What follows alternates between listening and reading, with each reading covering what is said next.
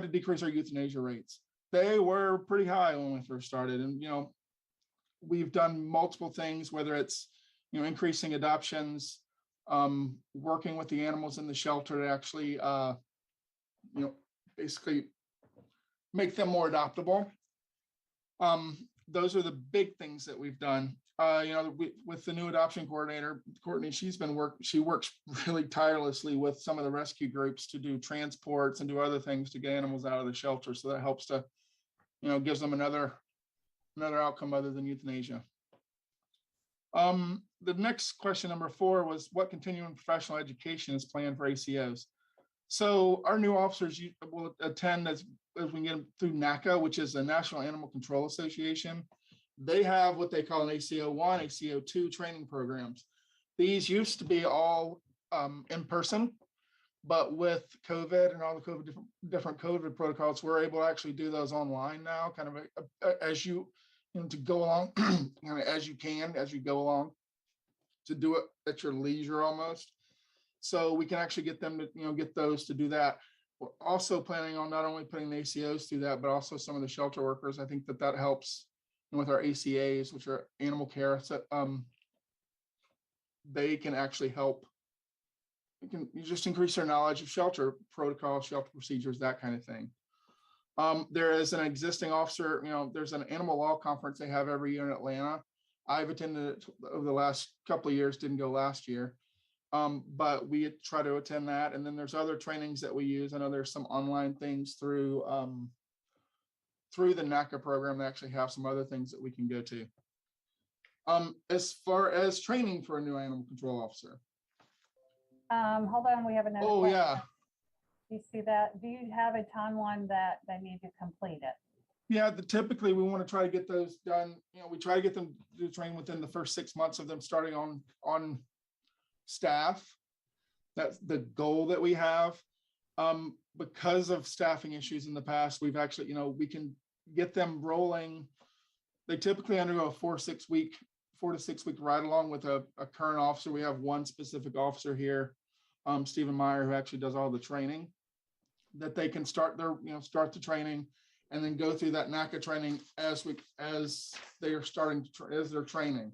They, during their off times, during the mornings.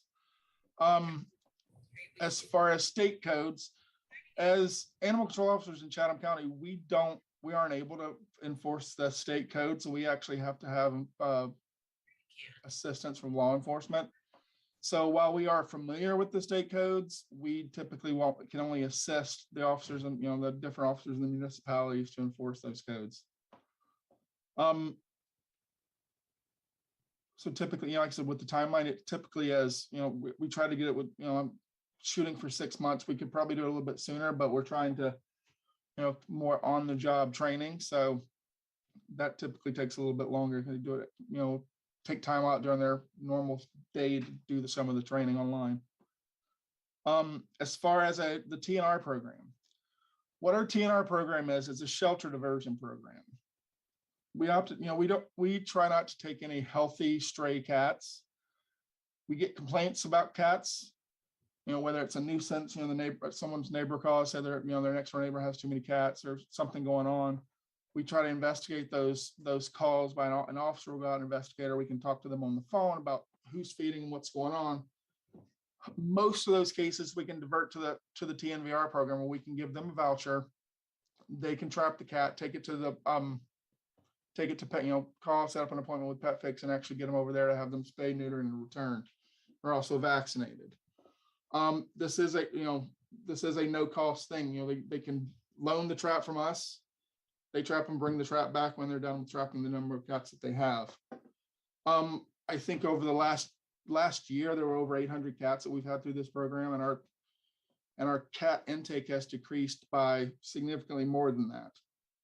I think that I don't have the numbers directly in front of me, but it was, I think, 1,300 to like 600. I'm sorry, 1,600 to like 600. The next question was about using the Pet Point software to identify where strays are picked up. We actually typically, when we get an intake, we try to get as close an address of where that intake comes from as we can. Sometimes we don't get that if someone finds a stray. Sometimes it's not a specific address, it's a street name or, you know, a corner of a street. But we are able to use Google Maps, those kind of things, to actually kind of plot out where we're looking at it specifically in the county, to actually find out where our kind of hotspots are. And to be honest, it's kind of all over the county. We've got a couple of streets, you know, a couple of areas that we know where to focus, but in general, it's kind of across the county where these strays are coming from. But with the pet point, are we using that a lot more for Yeah, our ordinance and street? yes, operations? so we're using it, we're in the process of moving over to use Pet Point for not only just intake stuff at the shelter, but actually getting it set up to actually use it for the officers to track calls. It's going to help us track calls a little bit better and be able to have a little more awareness in the shelter about where the animals are coming from, what the animals are here, rather than, you know, having officers in complete control of what's going on with their calls. We'll have a little bit more reach as far as the shelter employees to know kind of what's going on the street. Next question involved the community education programs. Before COVID, we'd have officers that would go out to visit schools. They'd go out for job fairs. They'd go out to awareness events. And we would make occasional videos in the shelter to put out, you know, as public safety stuff. As COVID kind of took on, we didn't get to go do that a lot, but we're kind of back on. We actually had an officer out at a school last week. We've got another officer going out to a school this, on Wednesday. He's going out to, I just blanked, Garrison. He's going out to the Garrison. They typically go out to their like job on wheels, those kind of things, you know, job on wheels, those different kind of job fairs that they have at the schools. There's not a lot of schools letting people actually come into the school and do talks, but that's something that we're kind of looking forward to. We also regularly attend different animal welfare groups. I know that's one of the big pushes that Courtney has done. If Courtney, I'll let her talk for a minute. If you'll unmute, you can kind of talk about some of the different things that you do as far as like community education and involvement. Hi, everybody. This is Courtney. I am trying to get out to event. I try to do an event a month if I can, where I actually go out into the community, just let people know where we are, the animals, you know, the animals that we have at the time, and the kind of services that they can get from us as well. I also have updated the resources section of our website. So it does have a lot of resources for people who are having some trouble and maybe thinking of surrendering an animal. We do have a place where we can send them. So they have some extra resources there. A lot of it is contact information for other rescues around the area, and also just places to get like low cost medical treatment and like food pantry type stuff. So, you know, I'm trying to make sure that people know that they do have resources out there. And that's one of the questions that we ask when people bring an animal in is, you know, if we can resolve the reason that you're bringing this animal to us, would you be willing to keep it? That's written on our surrender form, and it is a question that is asked. So we've been trying to make sure that we've got some extra resources for those people who are just looking for a solution. It's a really tough decision to surrender an animal, so we're going to try to support them as best we can in terms of them keeping that. Beyond that, I do try to, you know, make sure I've created some extra adoption materials that go with the doctors, that has a little bit more information about letting your animals settle in and how to kind of slowly introduce them to their environment, et cetera. So I'm doing the best I can getting out there. During the winter, there aren't as many like events to go out into the community, but now that it's spring, you know, I'll be going out at least like once a month or so to some sort of animal related event, and bring along some extra material. So people know where we are. We're kind of hidden. We're tucked behind the Humane Society. So I feel like every time I go, there are people who are surprised to know that there are two separate entities in that same space. So I want to keep making sure people know that. So I'll be trying to get, you know, our face and our word out there as best as possible. Thank you, Courtney. I do see a question over there from Tara about the latest Chatham County ordinance. So the latest ordinance is actually on our website. If you go, let's see if I can actually share my. Yeah, we updated that in 20. Should be out there. Yeah, I can kind of post a link. And as far as feral cats in the ordinance, the biggest change that we made in the ordinance at that time was to just, it had some things about feeding cats. We basically took that out of the ordinance, the restrictions on feeding cats. The other thing, treating stray cats and what we do with stray cats was eliminated from that ordinance. So it wasn't anything directly related to feral cats. It was more to clean it up to allow us to do some of this TNVR stuff. I think there was a lot of, and we're still seeing it today with the feral cats, is there's still a lot of secrecy about it. I think there's still a lot of people that do this without people wanting to really know that they're doing it. And I just wanted to make them aware that, and they'll do it on their own. They're paying for it on their own. And I think that there are resources. We have resources available. We have, one of the things that we did when we worked with Best Friends, when we kind of did the pilot program, is to, educate each employee here through a lot of training and a lot of, Zoom meetings and those kind of things about, what to say when people call about cats, what to, how to address, what are the proper ways to feed a straight, feed cats in a colony. What are the proper things to, to talk to people about? How do we better negotiate different nuisances with cats that people call, they've got cats that want to be, it's my neighbor's cat's climbing over my car, what do we need to do? We have a variety of options that we can use. We actually even have solar powered repellers that we can, loan out to people to use to try to keep animals from coming on their property. So that's, we did a lot of training with them to kind of help get this started. That kind of brings us to that other question. It's about, about the Best Friends shelter assessment. We haven't had an official assessment. Like I said, we worked really closely with them to kind of start that shelter diversion program. We were trained by them. We look at, we follow a lot of their practices, but we haven't necessarily seen the need to do an official assessment yet. We follow a ton of their best practices. I have their stuff, especially with cats. We follow a lot of that stuff. And then the last question was the discounted microchipping and vaccine clinics. We haven't had any of those recently, COVID again, but typically we try to do 2 a year where we would do a vaccine clinic where vaccine, rabies, vaccines were $10, microchipping was, $20. So we're looking about starting those back up. One of the other options that we're looking at in the future is we have the capability to move out into the community to do these things. And that's, it goes back to that pet point thing, trying to locate where our problem areas are, trying to get out and actually do some of those clinics, not just at the shelter here, but on location somewhere. It adds a little bit of, it can help get us out there into the public. What are some of the changes or the discussion points you've seen around the ordinance so far, Dr. Harper? I know we're kind of jumping into that next meeting, but I mean, I think at the last meeting, we had a lot of discussion about tethering and runners and leash laws and that kind of thing.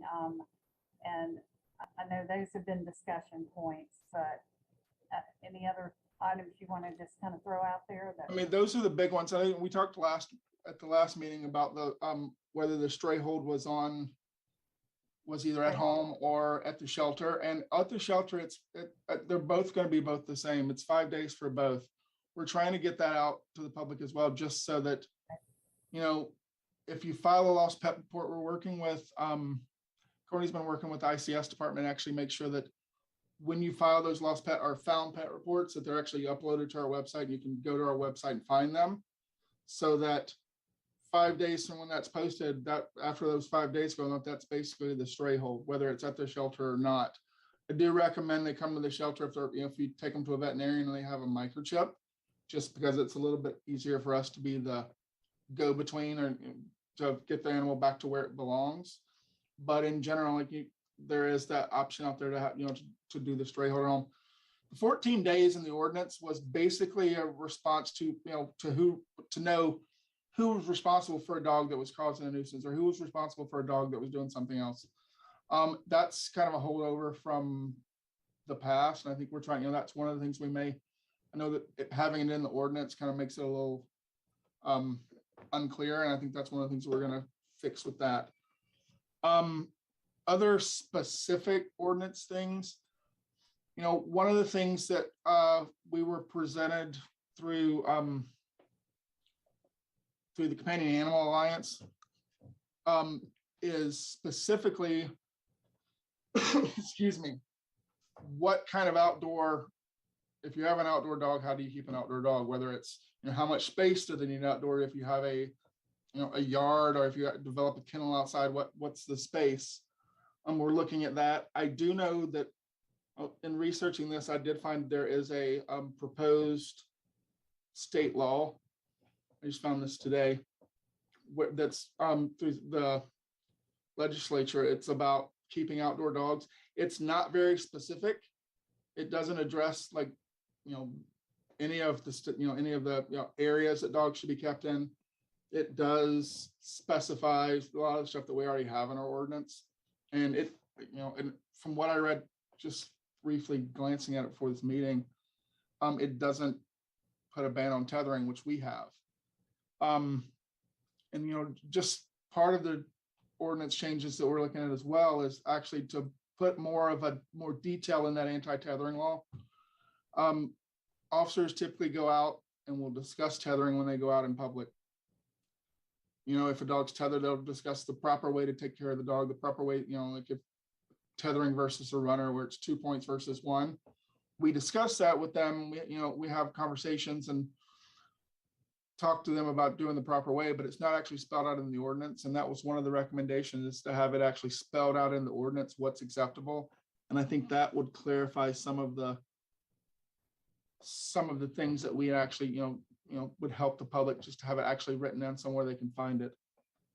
There's a question in the chat on that stray hold about how exactly the stray hold period at finder's residence works. Yeah, so basically what they would do if you find an animal, first thing you should do is submit a found dog report, found cat report, and have the animal scanned for a microchip.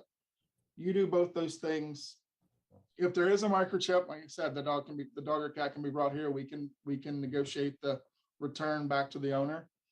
If there is no microchip, then that found dog report will trigger the 5-day start. After those 5 days, then whether the dog is at the shelter or whether the dog's at home, it becomes eligible for adoption or rehoming. And like I said, that's where we're getting back into how we post those things, because we still are the catch off for all the stray animals. People come here first. That's why it's very important to actually submit those lost pet reports, whether it's online through our website, or whether it's through an email, or whether it's through coming up to the shelter and actually bringing a flyer or something like that and going through our book. We still keep the book, but we're trying to work on the website itself to actually display all these lost animals, our found animals. I know there was also discussion about density, number of dogs and cats. So I guess we'll go back through and look at that. But as we get into discussions around the ordinance, I'm sure that will come back up. And I think a lot of that was based on the size of the lots. When we looked at the differences throughout the county in lot size and how many animals you could have on the lot. So I know there'll be a lot of discussion around that. Yeah.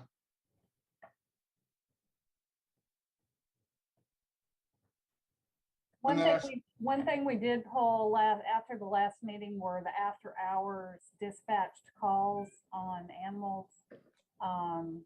We were looking at between 6 o'clock in the evening and 8 o'clock in the morning. And one of the reasons we pulled this data was just to try to get an idea of how we should react and respond as animal services. And the data we had was in November, and this came from 911. In November, we had 25 for the month. In December, we had 18 for the month. And in January, we had 18 for the month, which wasn't a huge amount of calls. But the 911 director thought we might want to keep tracking this, because as we had the time change yesterday and we're all still trying to figure out what time it is. But she thought, as days are longer, you might have more of this in the summer months when you have daylight savings time. So we're going to keep looking at this to see if we think we need to do some sort of add-on staff or something in the evening. Based on this, it didn't really warrant that, but having said that, we do want to circle back with law enforcement and make sure we're all on the same page about how to respond on these type of calls. All right, we have another question. Does CCAS microchip animals say adopt out?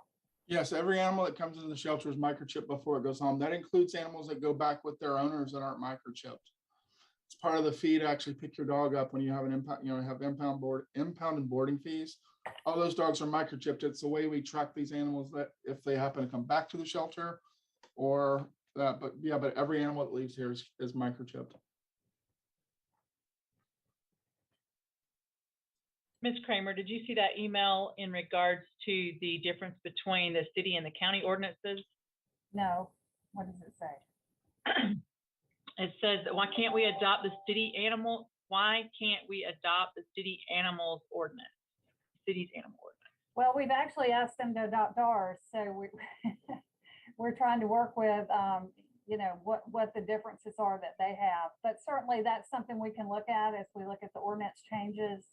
I think their ordinance is a little bit older than the one we have, if I'm not mistaken. Dr. Harper, you might know more about it. Yeah, their ordinance was the ordinance that we previously had that we changed the current ordinance that we have now. And we're specifically speaking of City of Savannah. Is that what you're referencing, Dr. Harper? Yes, ma'am. Okay. And they have as I recall, they have things in there about chickens and that kind of thing. And we don't really have that in our ordinance. Our ordinance was more focused on domestic animals. I think that brings us up to date based on what I can see. Yeah, I don't see any more questions. Oh, I will address the one. So if once a dog is reported lost or found, or once a dog is reported found through our website, after that 5 days, it becomes an owner surrender. So if they were to bring it to the shelter after the 5 days, and it becomes that would be something that we could actually adopt straight out rather than hold for an additional 5 days. I think that was Butch's question. All right, and then we also had a discussion about dangerous dogs and any comments you want to make on that? Yeah, I will. I mean, we can talk about that. It's a very loaded word when you start talking about dangerous, whether a dog is dangerous or not. I mean, I can say a dog is dangerous because I think it's aggressive, but it doesn't make it dangerous by the legal definition.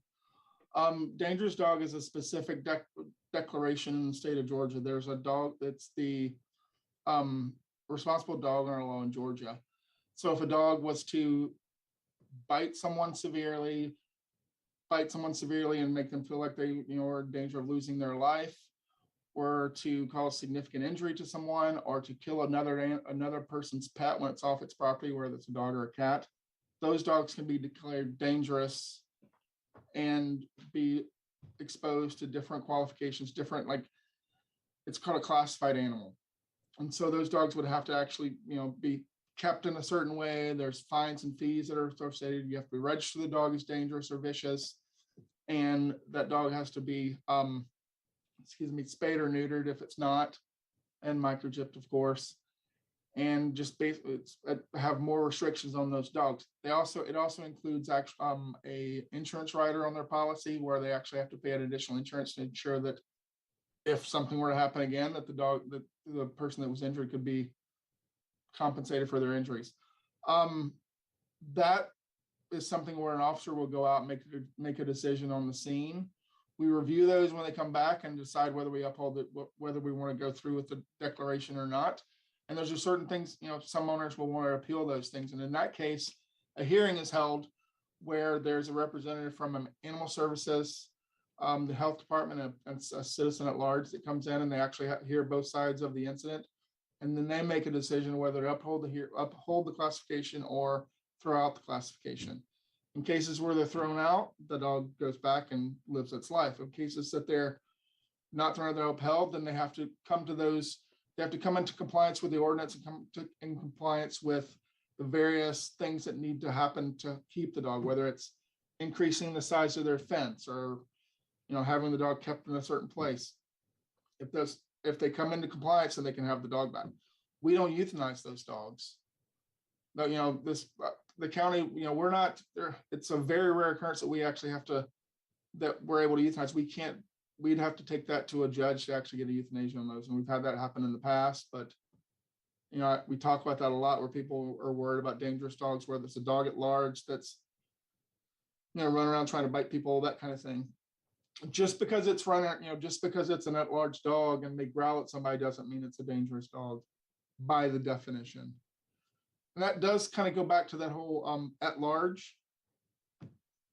That's one of the discussions we're having, with ordinance changes is currently the at-large, if a dog is at large in Chatham County, it has to be out of control, like off a leash and off the owner's property. That doesn't, if you've got a dog that's that stays on your front porch and doesn't necessarily leave the front porch, comes out into the yard, but the owner's not actually there, that dog's not at large. So we're looking at ways to adjust that ordinance to possibly protect people from dogs, because there are dogs out there that people may keep on their front porch that will charge people as they come by. Look aggressive, bark and growl, those kind of things when people are walking by, but it's not on a leash, it's not off their property, so there's not a lot legal that we can do with that current ordinance. So we're looking at ways to address that. There were an old form of the ordinance had where if the dog was off leash or out of control and actually had access to a public throughway, whether it had access to the sidewalk, access to the street, access to the lane, then that dog could be considered at large. And I think that was adjusted prior to me. And while I see, I can see that both ways, but I do think we need to do something to try to protect people from, because there are people that have dogs that may charge off the, may charge at them. So we need to figure out, that's another adjustment in the ordinance. Yeah, and with all that, I think what we get down to is how we can enforce it. So Right. we adopt something that we can enforce. But between now and the next meeting, those of you who want to provide input ahead of the meeting can go ahead and send your thoughts into us at chatham.pio@chathamcounty.org. That same address we have posted out there for the meeting. And that would be helpful to us. And we're trying to figure out if we should do an in-person meeting or a Zoom meeting again. The COVID numbers have certainly thankfully improved. Maybe we can do a hybrid of that. We'll just kind of let everyone know ahead, but the virtual meetings are so convenient, you can just kind of hop on from your house and it makes it a little bit easier. But we'll try to reserve that virtual option as well, even if we have a public meeting. I don't know what the preference of the group is, so certainly like to know that as well.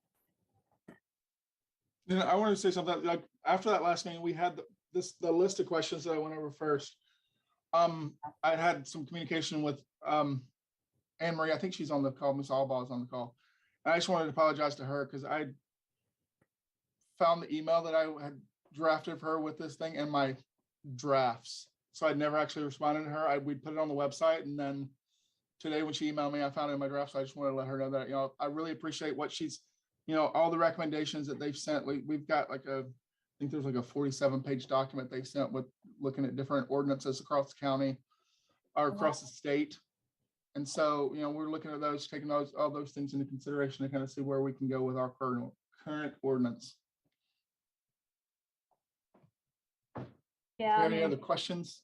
The good news is we're one of 159 counties in Georgia. So I think we should be able to come up with really good ordinance that we can all appreciate.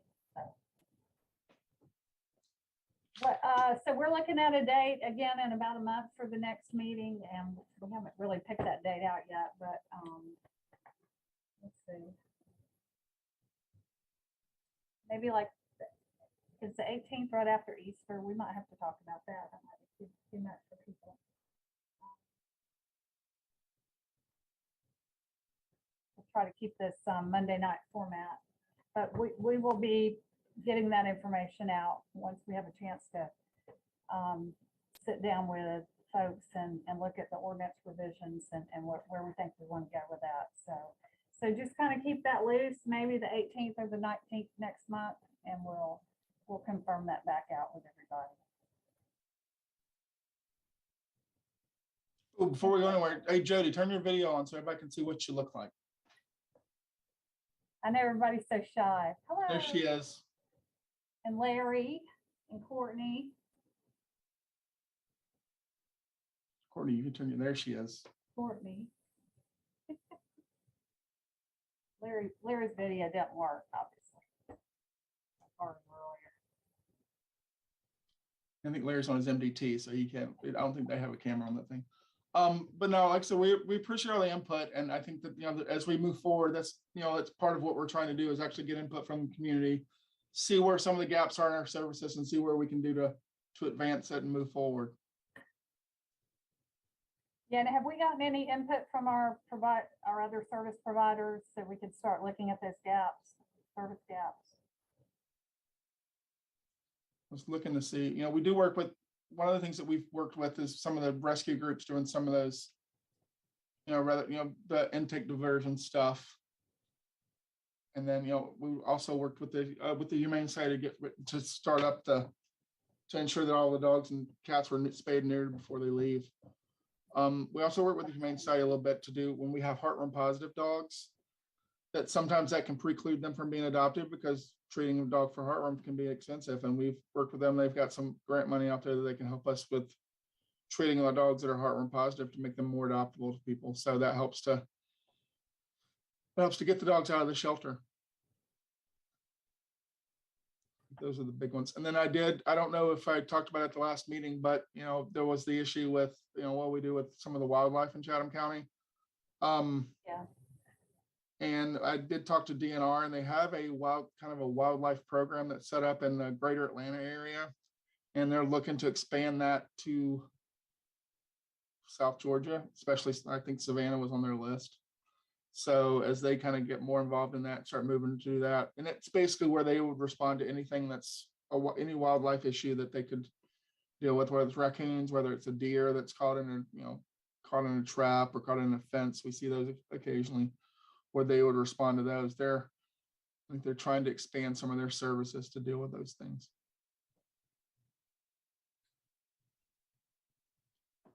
Any other questions out there? Yeah, I'm looking. I don't see any other questions in the chat. Anne Marie's getting a lot of accolades. I'm struggling for the word accolades, which is good. Okay, well, we appreciate everyone's input tonight, and thanks for letting us go over these questions. And we will look forward to our next meeting, middle to the end of April, and where we'll start going through some ordinance discussion. Thank you. Thank you, Appreciate guys. everybody being here. Have a good evening.